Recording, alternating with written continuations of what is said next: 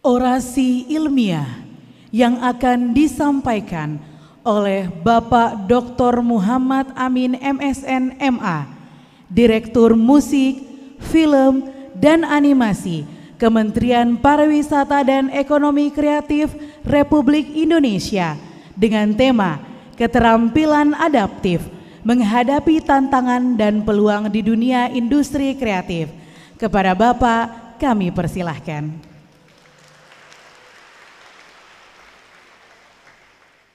Assalamualaikum warahmatullahi wabarakatuh.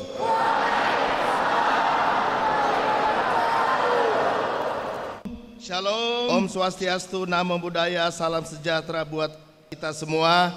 Dan kalau sudah masuk di dunia kreatif, maka perlu tahu ada salam kreatif. Salam kreatif. Ada 3 K. K dia berbentuk K. Jadi jari tengah, jari telunjuk, dan jari ini. Nah, kalau saya bilang salam kreatif, tetap kreatif. Kita latihan dulu atau langsung? Salam kreatif, tetap kreatif. Boleh tepuk tangan buat kita semua. Yang terhormat Dr. Tipri Rose Kartika MM selaku Direktur Politeknik Negeri Media Kreatif. Terima kasih pantunnya Ibu. Nanti sebentar saya juga berpantun. Handika Dani Rahmayanti MSI selaku Wakil Direktur Bidang Akademik. Dr. Yunus Fitriadi MM selaku Wakil Direktur Bidang Umum dan Keuangan. Suratni SSM Hum selaku Wakil Direktur Bidang Kemahasiswaan.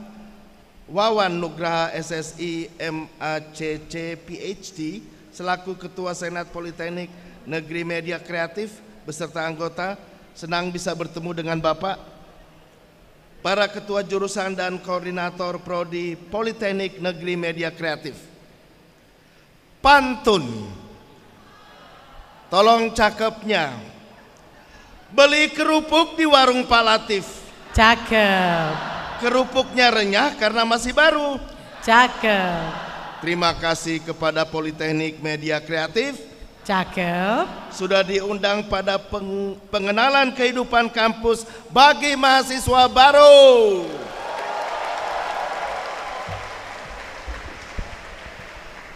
Ke kampus memakai baju putih dan rapi.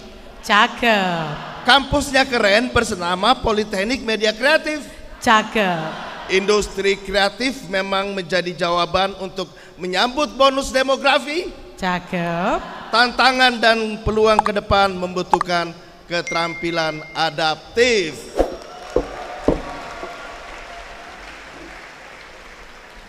Ibu, Bapak Ibu, 1647 mahasiswa baru, saya melihat masa depan ekonomi kreatif di Indonesia menjadi cerah pada pagi hari ini. Boleh tepuk tangan.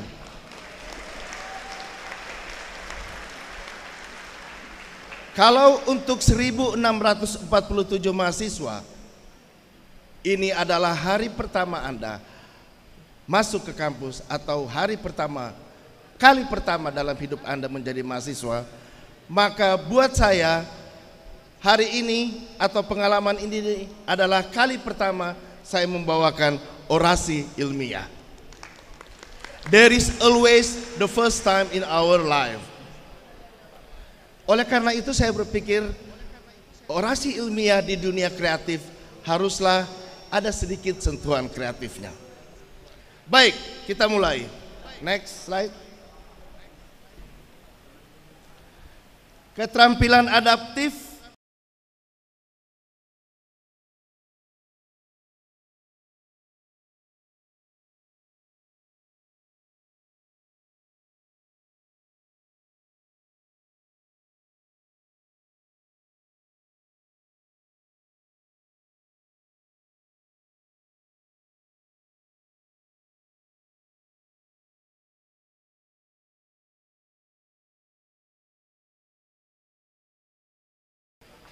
Kamu ngomel mulu nih, aduh. Dia ke sana. Kerjaannya cuma tidur, coret, nggak punya barang ini. Tuyul. Yuk, Abah, kamu kakak teh bukan pesugihan. Kakak teh bikin komik horor nih, komik horor yang laku pisan di benua Amerika. Ngerti? Zaman sekarang mah kerja nggak harus ke kantor, bah, bu. Zaman sekarang teh zaman ekonomi kreatif dan digital. Pak Jokowi udah bikin backup supaya produk-produk lokal kayak rakyat ini bisa mendunia. Kayak kolor aja masa kerja bisa dapat duit. Di imah bae, di rumah aja bisa, Bu. Boleh sekali lagi karena tadi waktu awalnya belum terlalu clear agar Okay, Andrew, maybe next week I will finishing this character with new composition, slide 1 and this slide 2. Istirahatnya. Ih. Diam-diam aja di sini. Hah? Kamu ngomel mulu nih, aduh. Dia ke sana. Kerjaannya cuma tidur, coret, nggak punya barang ini itu. Tuyul. Yuk, Abah, kamu kakak teh bukan pesugihan. Kakak teh bikin komik horor nih, komik horor yang laku pisan di benua Amerika. Ngerti? Zaman sekarang mah kerja nggak harus ke kantor. Saya terjemahkan menjadi zaman sekarang teh zaman ekonomi kreatif dan digital. Pak Jokowi udah bikin backup supaya produk lokal kayak rakyat ini bisa mendunia. Menghadapi perubahan. Pakai kolor aja masa kerja bisa dapat duit. Di imah bae, di rumah aja bisa, Bu. Ini ada video. Ada video yang perlu untuk dilihat oleh para mahasiswa. Ada 3 pesan penting dalam video tadi, bahwa ada gap generation, ada kesenjangan generasi antara Raka dan orang tuanya. Yang kedua adalah perubahan konsep bekerja, yang menurut Raka bekerja tidak harus di kantor-kantor yang formal. Bekerja di masa depan adalah work from anywhere. Bekerja di mana saja. Dan kemudian pesan yang ketiga adalah pentingnya teknologi di masa depan. Teknologi membuat Raka bisa bertransaksi, bisa bernegosiasi dengan teman-temannya di Amerika. Bapak, Ibu, dan teman-teman mahasiswa, izinkan saya menggunakan definisi ekonomi kreatif berdasarkan Undang-Undang Nomor 24 Tahun 2019 tentang ekonomi kreatif. Jadi ekonomi kreatif adalah perwujudan nilai tambah dari kekayaan intelektual yang bersumber dari kreativitas manusia yang berbasis warisan budaya, ilmu pengetahuan, dan atau teknologi.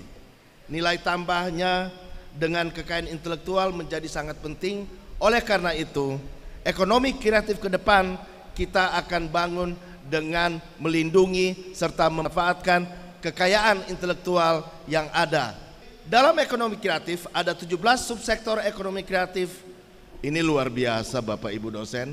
Ini masih orasi ilmiah, anak bapak-bapak mahasiswanya sudah mencatat. Kita boleh beri tepuk tangan buat Raka, seorang boleh tepuk tangan mahasiswanya.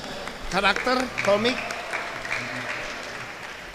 Ada 17 subsektor ekonomi kreatif, yakni aplikasi, pengembangan permainan, arsitektur, desain interior, desain komunikasi visual, desain produk, fashion, film, animasi dan video, fotografi, kriya, kuliner, musik, penerbitan, periklanan, seni pertunjukan, seni rupa, televisi dan radio.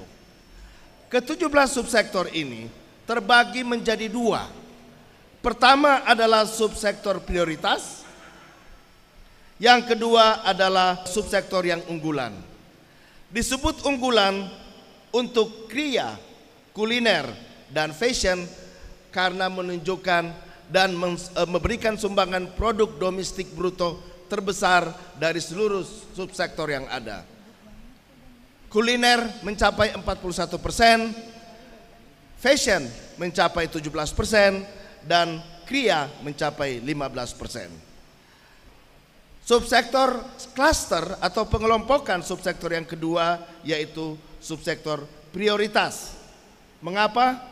Karena menunjukkan gejala yang terus meningkat, yaitu aplikasi, pengembangan permainan, film, animasi dan video, dan ini satu lagi yang gejalanya menjadi fenomenal adalah musik. Bapak Ibu dan teman-teman mahasiswa, yang perlu kita bangun ke depan adalah ekosistem ekonomi kreatif. Beberapa ekosistem adalah keterhubungan sistem, mulai dari kreasi, produksi, distribusi, konsumsi, dan konservasi. Beberapa poin yang penting adalah talenta. Saya kira hari ini kita bicara sebuah peristiwa di mana kita mencoba untuk menguatkan posisi talenta dalam ekosistem ekonomi kreatif. Kita juga punya budaya, warisan budaya sebagai sumber penciptaan ekonomi kreatif, bahasa, kesenian, banyak sekali. Tradisi lisan, kita mempunyai undang-undang pemajuan kebudayaan. Kemudian produk yang berbasis kekayaan intelektual, barang dan jasa, tangible dan intangible, fisik dan digital, produk kreatif berbasis IP. Suatu saat mungkin kita perlu mendiskusikan lagi, pada kekayaan intelektual kita punya hak cipta, paten, dan kemudian beberapa kekayaan intelektual yang lain. Kita akan juga bicara mengenai pembiayaan usaha kreatif yang konvensional, perbankan maupun non-konvensional, model ventura, bisnis angel investor, crowdfunding. Bapak Ibu, ke depan teman-teman mahasiswa, bangsa ini cukup visioner untuk melihat bagaimana kita membangun ekonomi kreatif. Di dunia mungkin kita adalah pemerintah pertama yang mempunyai kementerian yang bernama ekonomi kreatif. Kemudian kita juga bercita-cita bahwa suatu saat nanti hak cipta dapat menjadi agunan ketika kita meminjam uang di bank. Infrastruktur dan teknologi, kita akan berhadapan dengan blockchain, virtual reality, Internet of Things, big data, artificial intelligence, metaverse, NFT, 3D printing, cloud computing, 5G, dan cyber security. Kebijakan dan regulasi, kita sudah punya undang-undang ekonomi kreatif, kita sudah punya peraturan pemerintah maupun peraturan presiden mengenai Rindekraf atau rencana induk ekonomi kreatif. Pasar, kita akan mencoba untuk mengolah pasar dalam negeri dan luar negeri, baik itu luring maupun daring. Kita tiba pada masalah talenta. Berdasarkan data dari Pusdatin Kemenparekraf tahun 2023, 50% pelaku usaha pariwisata dan ekonomi kreatif berpendidikan SMP ke bawah. Itulah sebabnya saya katakan hari ini adalah langkah yang konkret, sangat solutif untuk persoalan tingkat pendidikan SDM pada bidang pariwisata dan ekonomi kreatif. Dari 50% pemilik pelaku usaha pariwisata dan ekonomi kreatif yang berpendidikan SDM setingkat SMP, 95% di antara mereka adalah sebagai owner atau pemilik atau bagian administrasi sekaligus manajemen. Oleh karena itu kita perlu standar kualitas manajemen dan administrasi yang adaptif terhadap perubahan pasar dan serta teknologi. Solusi, tawaran solusi. Kita butuh solusi pendidikan, kajian interdisipliner dan sertifikasi. Kita butuh pendidikan formal. Pendidikan formal, institusi pendidikan perlu meningkatkan terobosan pendidikan vokasi untuk membuat keterhubungan antara dunia pendidikan dan pasar kerja. Pariwisata dan ekonomi kreatif perlu dilihat sebagai sebuah kajian interdisipliner sehingga perlu diajarkan di Fakultas Budaya, Fakultas Ekonomi, Fakultas Hukum, dan Fakultas Teknologi. Informasi Bapak Ibu, saat ini sudah dibuka program S2 Magister Industri Kreatif di Pendidikan Vokasi Institut Indonesia. Saya salah satu pengajarnya juga di sana. Business development yang perlu kita bangun adalah business development yang mencoba untuk meramu artistik, teknologi, hukum, dan ekonomi. Peran dan fungsi ekonomi digital sangat penting dalam ekonomi kreatif. Ekonomi digital adalah konsep ekonomi yang menggunakan teknologi digital sebagai elemen kunci dalam proses produksi, distribusi, dan konsumsi barang dan jasa. Peningkatan populasi konsumen digital adalah peluang yang sangat besar bagi industri kreatif Indonesia untuk bangkit. Untuk dapat menyentuh konsumen tersebut, pelaku ekonomi kreatif harus mampu memanfaatkan media digital. Adanya digitalisasi dalam ekosistem ekonomi kreatif memberikan banyak manfaat untuk pelaku aircraft.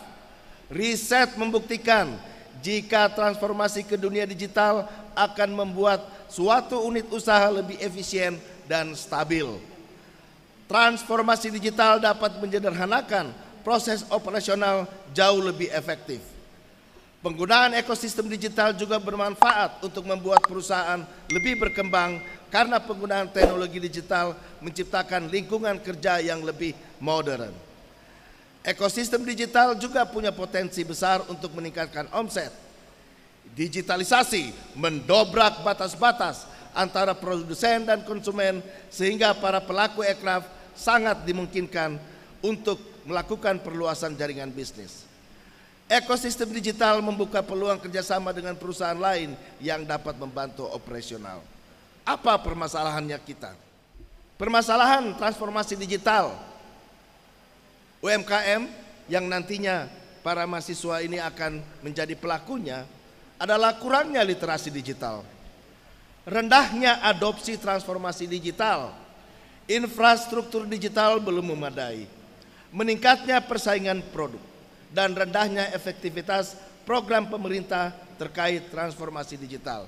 Kami pun menyadari bahwa program-program pemerintah juga masih banyak yang belum efektif untuk terkait transformasi digital. Ini persoalan yang perlu kita hadapi bersama. Rasio kewirausahaan nasional kita baru mencapai 3,47% pada akhir tahun 2023. Harusnya Indonesia menargetkan rasio kewirausahaan dapat mencapai hingga 12% sebagai prasyarat utama menjadi negara maju. Dan ini menjadi salah satu target dalam visi Indonesia Emas tahun 2045. Dengan hanya 3,47%, maka kita bandingkan dengan Amerika Serikat yang mempunyai wirausaha 12% dari seluruh penduduknya, Jepang 11%, Cina 10%, Singapura 8,8%, Malaysia 4,7%, Thailand 4,3%, dan kita Indonesia 3,5%. Saya berharap 1.647 mahasiswa baru ini adalah solusi kita untuk meningkatkan jumlah persentase wirausaha di Indonesia. Boleh tepuk tangan. Siap menjadi wirausaha? Siap. Siap memajukan ekonomi kreatif? Siap. Ini peluang kita. Peluang ekonomi digital di Indonesia. Lihat betapa besar peluang kita. Kita saat ini mempunyai 278,7 juta penduduk. Itu pasar. Itu pasar. Dari 278,7 juta penduduk, perangkat atau gawai yang digunakan sebesar 353,3 juta. Loh kok bisa? Jumlah penduduk 278 juta, jumlah gawai yang dipakai 353 juta. Mengapa lebih banyak? Karena setiap satu orang bisa lebih dari satu gawai. Itu peluang. Dan 185,3 juta Indonesia itu adalah individu pengguna internet. dan 139 juta pengguna aktif media sosial. Dan saya berasumsi bahwa 1.647 mahasiswa ini adalah pengguna aktif media sosial. TikTok, siapa yang TikTok? Siapa yang Facebook? Siapa yang YouTube? Bapak Ibu, prediksi nilai ekonomi digital Indonesia tahun 2025 sampai tahun 2030 mencapai 210 sampai 360 billion US dollar. Target Presiden dalam transformasi digital menjadikan 30 juta UMKM onboarding tahun 2024. 30 juta UMKM onboarding dan kemudian memunculkan 9 juta talenta digital tahun 2035. Oleh karena itu, yang diperlukan adalah lagi-lagi keterampilan adaptif. Itu bagus tema yang diberikan. Diperlukan keterampilan adaptif, kreativitas, kemampuan wirausaha, dan transformasi digital untuk memanfaatkan potensi yang ada menjadi produk kreatif unggulan yang mensejahterakan. Apa yang dapat kita lakukan kepada UMKM adalah peningkatan literasi digital UMKM, peningkatan pemasaran digital dan pelindungan produk UMKM. Ini mengenai kekayaan intelektual. Peningkatan adopsi teknologi digital UMKM dan peningkatan teknologi digital dalam inovasi produk UMKM.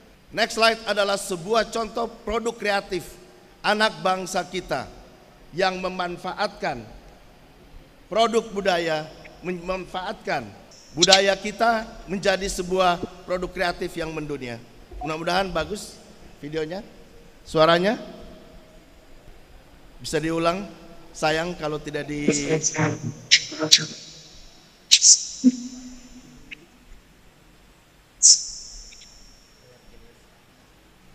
baik, mungkin sambil menunggu suaranya bagus. Sebuah fenomena menarik terjadi pada musik Indonesia, di mana sebuah grup We're Genius membuat sebuah lagu Lati. Pernah ada yang dengar lagu Lati? Pernah.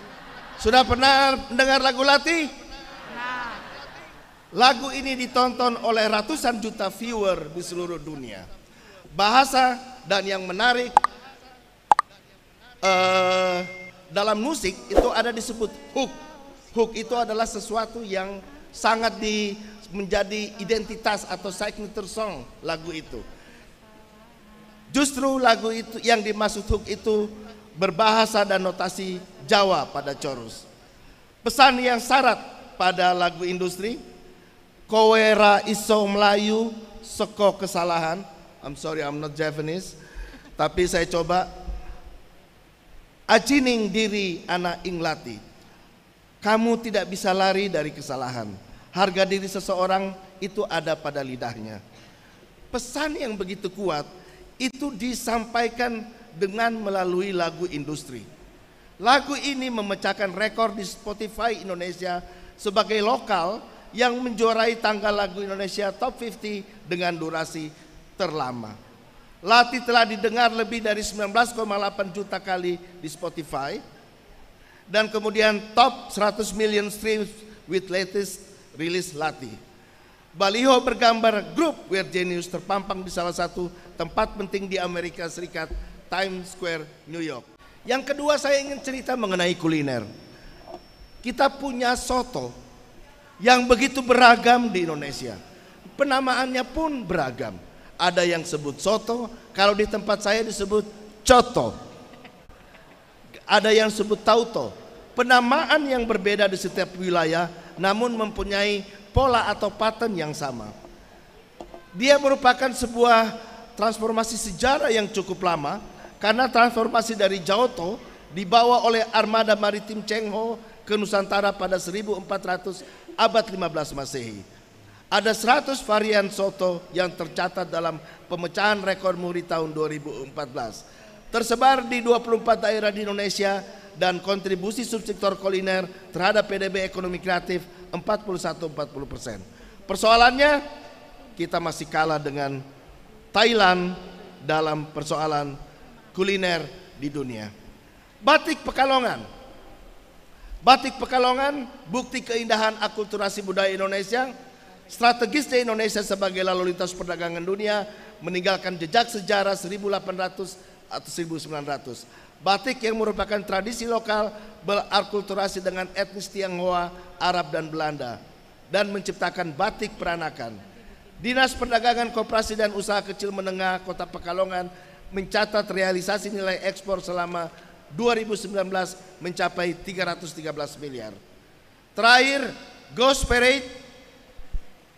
Dalam dunia game, kita memanfaatkan mitos-mitos hantu dalam game. Memang dunia mistis Indonesia itu dunia yang sangat dekat dengan Indonesia. Itulah sebabnya mengapa film agak lain, film KKN di Desa Penari bisa mencapai 10 juta sampai 9 juta penduduk, karena memang dunia mistis di Indonesia itu cukup kuat. Jadi game yang menampilkan berbagai mitos hantu unik dan bernuansa mistis khas Indonesia dikembangkan oleh Studio Lentera Nusantara yang berbasis di Bandung dan diterbitkan oleh Axis Games, dirilis untuk PC, PS4 dan Nintendo Switch dan dijual di beberapa negara dengan harga jual mencapai hampir 600.000. Terakhir sebenarnya ini saya ingin menunjukkan bahwa walaupun saya sudah tidak semudah Anda, saya masih berkreasi. Ini adalah lagu saya yang baru rilis, yang menggabungkan antara Raigo Kulawi di Pegunungan Sulawesi Tengah dengan electronic dance music.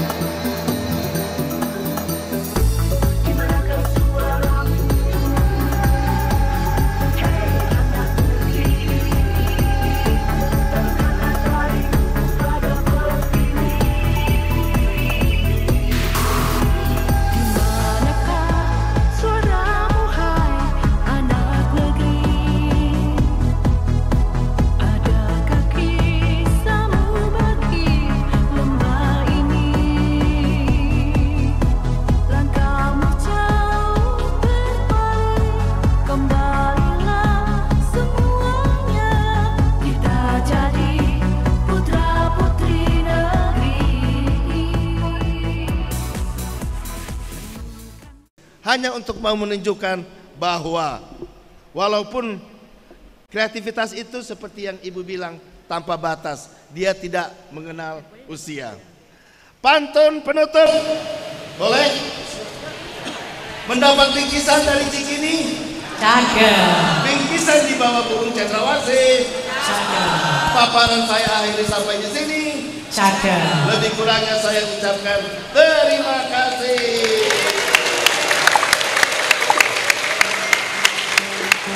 Ikan tawar, ikan asin, Cakep.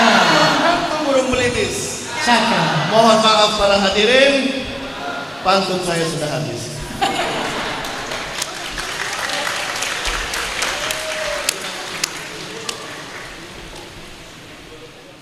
Penyerahan kenang-kenangan oleh Direktur Politeknik Negeri Media Kreatif kepada Bapak Dr. Muhammad Amin MSN MA. Kepada Ibu Direktur kami persilakan maju ke depan.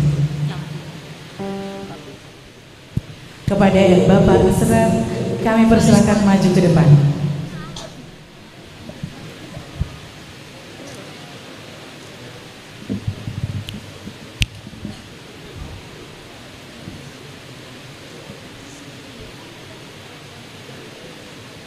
Ini adalah plakat yang diberikan kepada plakat bendera yang diberikan kepada Bapak Amin sebagai tanda kenang-kenangan kami. Selanjutnya adalah penyerahan karya seni dari mahasiswa periklanan Muhammad Raihan Febrianto. Silakan foto bersama.